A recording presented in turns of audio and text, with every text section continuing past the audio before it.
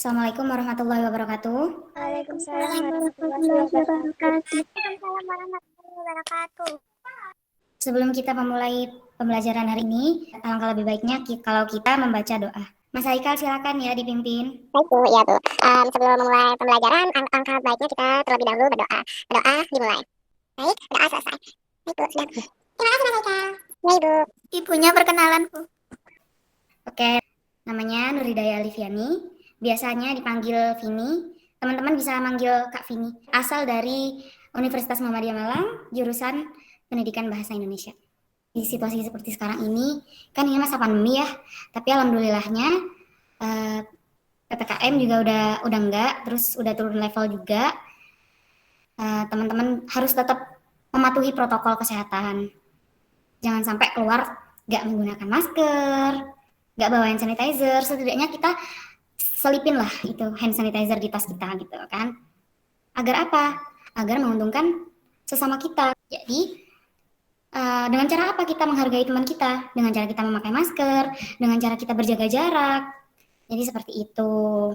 Nah, jadi kita sekarang belajar tentang anekdot. Di mana kompetensi dasarnya 3.5 menganalisis teks anekdot dari aspek makna tersirat. 4.5 mengonstruksi makna tersirat dalam sebuah teks anekdot baik lisan maupun tulis. Adapun tujuan pembelajaran hari ini, setelah mengamati dan membaca teks anekdot, siswa dapat 1. Menyebutkan pengertian, struktur, dan ciri kebahasaan teks anekdot. Yang kedua, menentukan dan menganalisis teks anekdot sesuai dengan kebahasaan dan struktur isi teks anekdot. Apa itu teks anekdot? Ayo, siapa yang mau jawab lagi? Saya, Bu. Silakan. Teks anekdot adalah karangan cerita singkat yang menarik, lucu, dan mengesankan karena isinya berupa kritikan atau sindiran terhadap kebijakan, layanan publik, perilaku penguasa, atau suatu fenomena. Saya minta tolong siapa ya untuk baca? Mbak Ani deh. Teks anekdot adalah cerita singkat yang di dalamnya mengandung unsur lucu dan memiliki maksud untuk mengkritik atau sindiran secara halus. Teks anekdot itu adalah cerita singkat yang di dalamnya mengandung unsur lucu dan mempunyai maksud untuk melakukan kritikan. Nah, tapi teks anekdot ini biasanya bertopik tentang layanan publik, politik, lingkungan, sosial juga gitu. Terus sebenarnya teks anekdot itu nggak hanya berbentuk cerita ya. Teks anekdot juga dapat berbentuk dialog singkat. Mungkin teman-teman tahu kan biasanya dialog singkat. Terus bisa digunakan stand up juga. Biasanya orang stand up komedi itu kan memakai teks anekdot ya. Ada sindiran juga ada humor. Tapi sebelumnya teman-teman udah tahu nggak sih bedanya humor sama anekdot? Sebenarnya kalau anekdot itu kan bagaimana cara penulis atau seorang seniman untuk mengkritiki suatu masalah, entah itu politik, sosial tadi, lingkungan yang saya sebutkan tadi, begitu ya. Tapi kalau humor, tapi si anekdot ini masih ada unsur lucu-lucunya gitu. Tapi kalau si humor itu lebih ke ya udah lucu aja untuk kehidupan sehari-hari. Teks anekdot itu selain memberikan kesan humor, yang tadi saya bilang, teks anekdot juga mempunyai makna tersirat, sehingga dapat membuat amanat atau pesan moral ataupun kebenaran secara umum yang diperoleh dari realitas sosial dan dari kehidupan sehari-hari. Jadi emang kalau teks anekdot itu hanya soal humornya aja, tapi pasti di dalamnya ada makna tersirat seperti mungkin ada pesan moralnya, amanatnya, apa sih, kenapa sih mereka itu membuat teks anekdot tersebut gitu. Berarti kurang lebih teman-teman udah paham kan teks anekdot itu apa? Sudah. Ciri-ciri teks anekdot yaitu bisa menghibur atau mengundang tawa pembaca atau pendengar.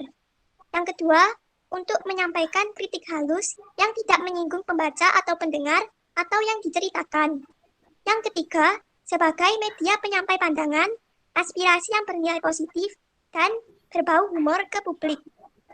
Yang keempat, untuk menginspirasi pembaca atau pendengar agar dalam menyampaikan protes atau rasa tidak setuju terhadap memilih opsi atau cara santun.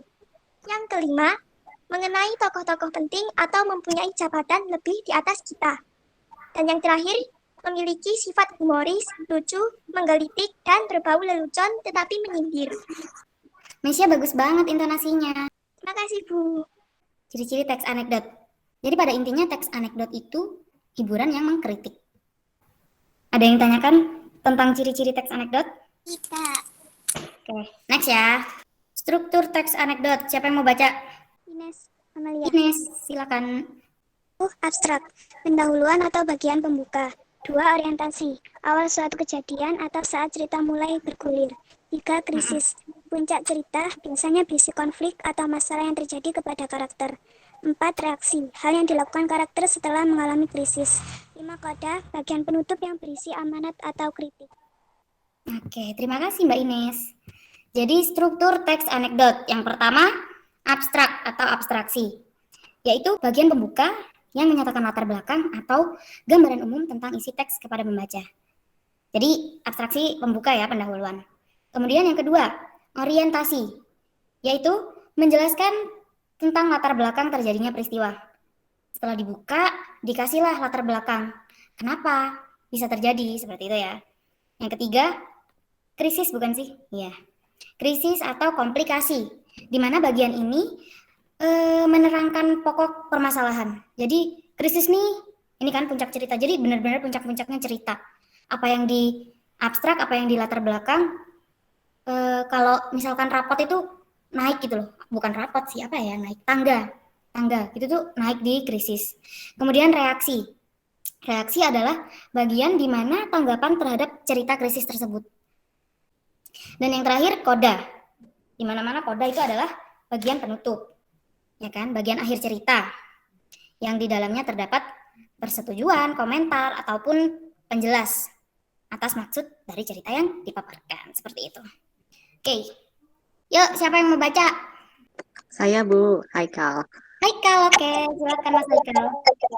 Ya Bu, kebahasan teks anekdot yaitu kata keterangan masa lampau, kata konjungsi temporal, menggunakan kalimat retorik, menggunakan kata kerja material, dan urutan peristiwa berdasarkan waktu, biasanya menggunakan alur maju. Kata keterangan masa lampau, seperti apa contohnya? Siapa yang tahu? Kemarin, tahun lalu. Mantap, terus. Jadi keterangan di masa lampau kemarin, 2 hari yang lalu, 1 minggu yang lalu, 1 tahun yang lalu. Yang kedua, kebahasan teks anekdot yang kedua, kata konjungsi temporal. Konjungsi itu apa sih sebenarnya? Kata hubung. Tuh, temporal itu setelah, sebelum, sesudah, itu termasuk konjungsi temporal. Yang ketiga, ciri kebahasan teks anekdot yang ketiga, menggunakan kalimat retorik. Jadi retorik adalah retorika sih, kalimat yang tidak perlu dijawab. Terus kata kerja, menggunakan kata kerja. Ciri kebahasan teks anekdot ini pasti urutan peristiwanya itu maju, menggunakan alur maju. Seperti itu. Oke, sampai sini ada yang ditanyakan? Belum. Oke, selanjutnya ada makna tersirat dan tersurat dalam teks anekdot. Di mana makna tersurat adalah makna yang mudah dipahami dari sebuah teks, karena makna tersebut terdapat atau dituliskan dalam teks tersebut. Yang kedua, makna tersirat.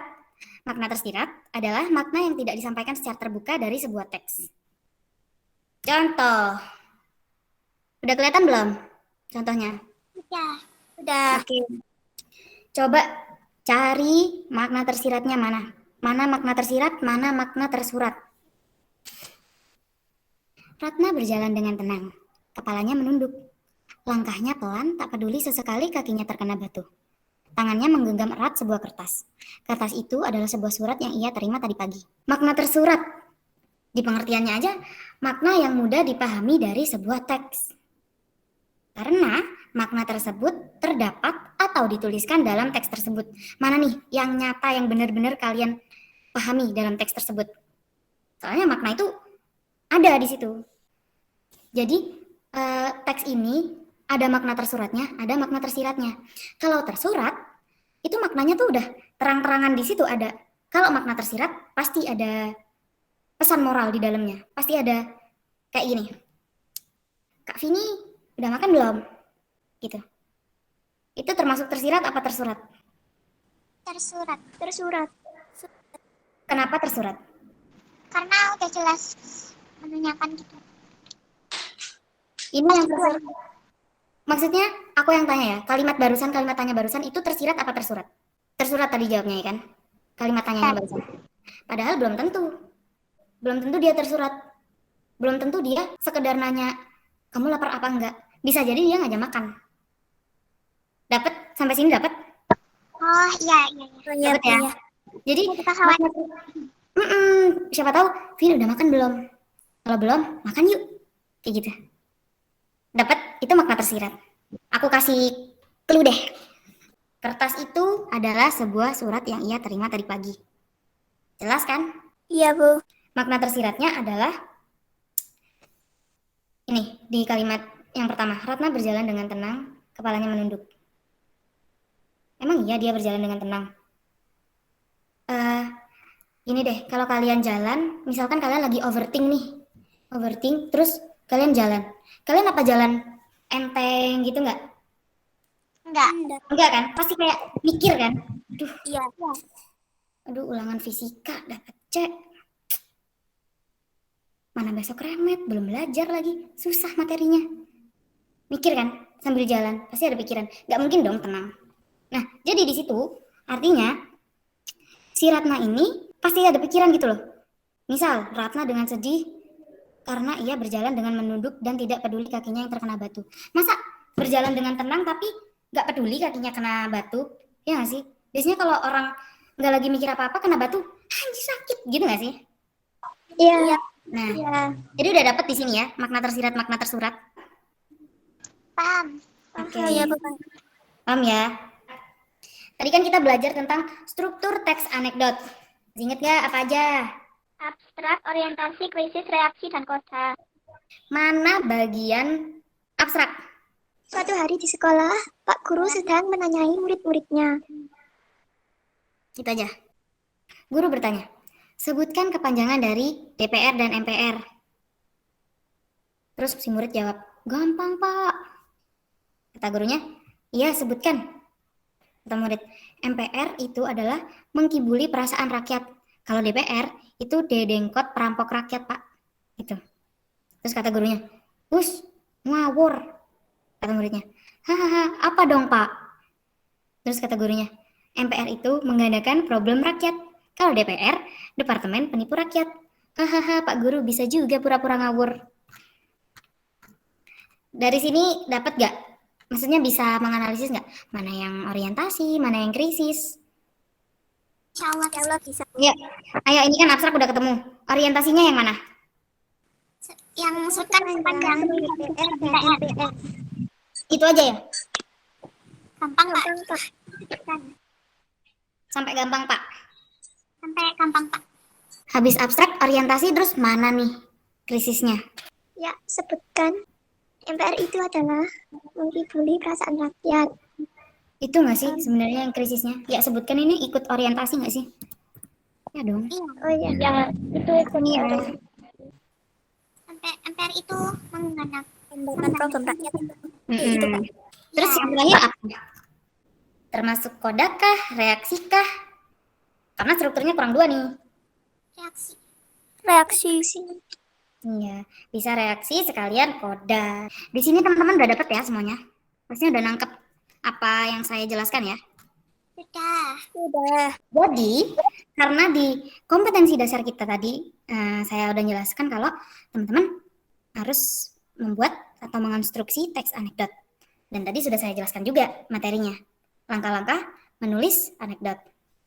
Jadi, PR-nya adalah teman-teman membuat teks anekdot berdasarkan bahasa teman-teman sendiri, berdasarkan ciri-ciri teks anekdot, pengertian, struktur, dan ciri kebahasaan teks anekdot.